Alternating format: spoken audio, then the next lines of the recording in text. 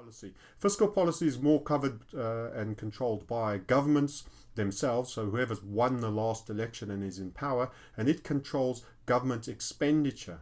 Government can also stimulate an economy by launching a number of projects and enhancing government expenditure.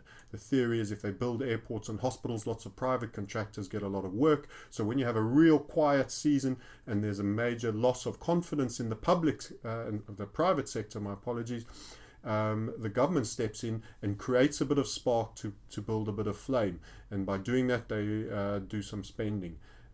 The stimulus spending done by government is in fact taxpayers' money and is often put on debt. So it comes at a cost. The notion that, yes, go build a few more hospitals and airports, very positive notion, good for trade, business, and looking after the citizens. However, the debt that is created has to be serviced, and it is proven by Reinhardt and Rogoff, despite minor quibbles about a calculation error in one of their studies, the underlying premise is that beyond a certain point of debt, once you have too much debt at a government level, your growth is stymied because a large element of the proceeds from tax payments, which is the government's income, has to go towards servicing debt and not for provision of service. So there is no free lunch. Spend and create money now and create a bit of spark and heat in the economy at a government level now, and you create debt which has interest payments that takes from future revenue in tax returns.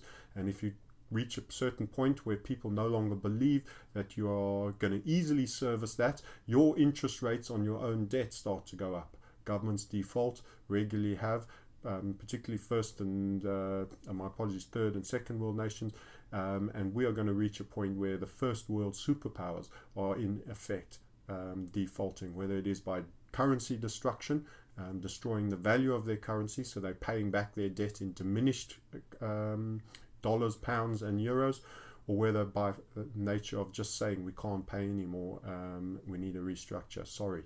In other words, defaulting out and out. Either way, both are defaults. One is an honest default and the other is one of sleight of hand over time.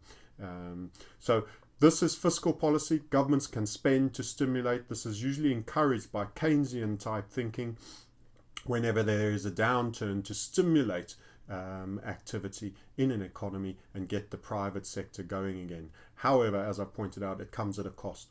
And when you reach a point, as we are now, where there's far too much indebtedness, you know you've run out of policy space and tools to work. And that is when a reset moment, like I believe we will face, is coming.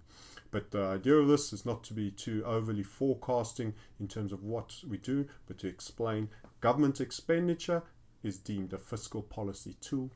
Pricing of credit by a central bank is a monetary policy tool.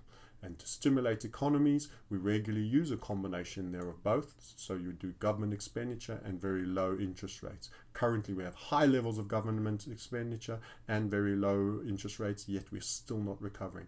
Part of the problem is over-indebtedness, loss of confidence in the consumer, and potential problems. So I hope this is useful, and I look forward to speaking to you again soon on other economic concepts.